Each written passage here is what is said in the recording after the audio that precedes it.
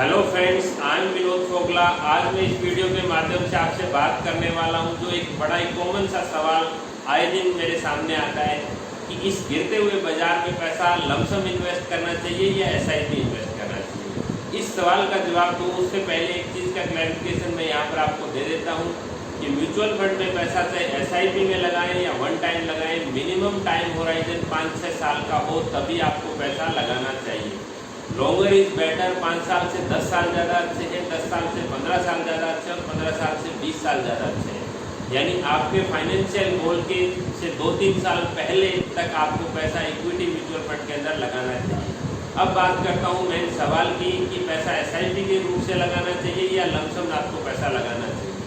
SIP अपने इसीलिए करते हैं कि अपने को नहीं मालूम कि बाजार ऊपर जाएगा या बाजार नीचे जाएगा या बाजार वोलेटाइल रहने वाला है, यानी उतार चढ़ाव में रहने वाला है, इसीलिए अपने एसआईपी करते हैं। तो एसआईपी के बारे में तो आपको कभी सोचना ही नहीं है कि कैसे बाजार में लगाना है। एसआईपी एवरग्रीन चीज़ है, कोई भी होल सीजन प्रोडक्ट है, किसी भी टाइम में आप एसआईपी लगा सकते हैं और आपको लगाना ही चाहिए। एसआईपी ऐसे बाजार में और ज़्यादा आपको अमाउंट को बढ़ानी चाहिए ताकि गिरे हुए बाजार में आप एसआईपी में ज़्यादा नंबर ऑफ यूनिट्स खरीद पाएँ और जब बाजार आप ऊपर हो तब आपको और ज़्यादा मुनाफा हो।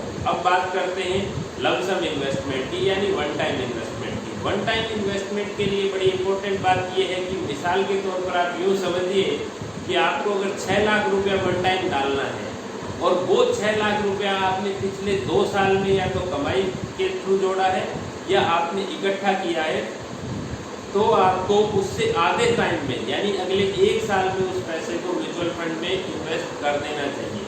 वो कैसे?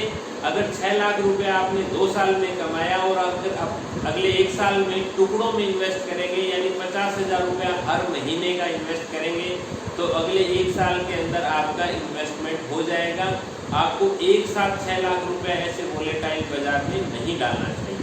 दूसरी और सबसे इम्पोर्टेंट बात यह है कि अगर आप अपने पोर्टफोलियो में असेट एलोकेशन फॉलो कर रहे हैं, असेट एलोकेशन यानी इक्विटी में कितना पैसा रखना है यानी सब्जेक्ट टू मार्केट रिस्क, और डेट में कितना पैसा रखना है यानी फिक्स इनकम या बॉन्ड्स में कितना रखना है।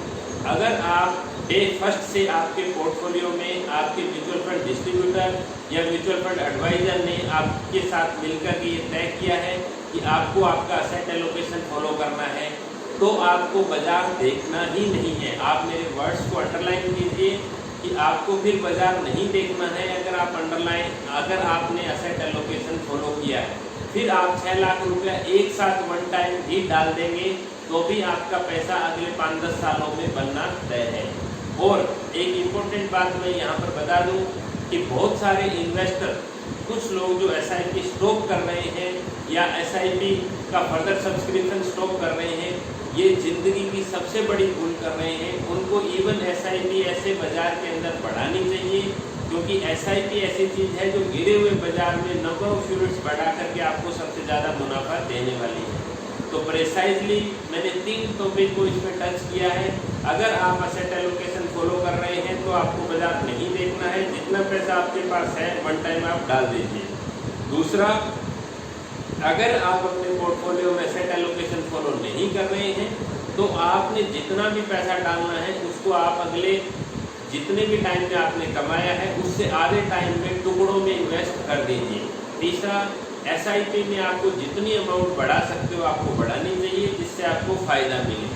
उम्मीद करता हूँ इस वीडियो के माध्यम से आपको कुछ इनपुट मिले होंगे और आप अपनी एसआईपी बढ़ाएंगे और आप अपने जल्दी फाइनेंशियल गोल अचीव करेंगे। और जी हाँ, अगर आपने अभी तक मेरा यूट्यूब चैनल सब्सक्राइब नहीं किया है तो आप यूट्यूब चैनल को सब्सक्राइब करें, लाइक करें और शेयर करें। Thank you.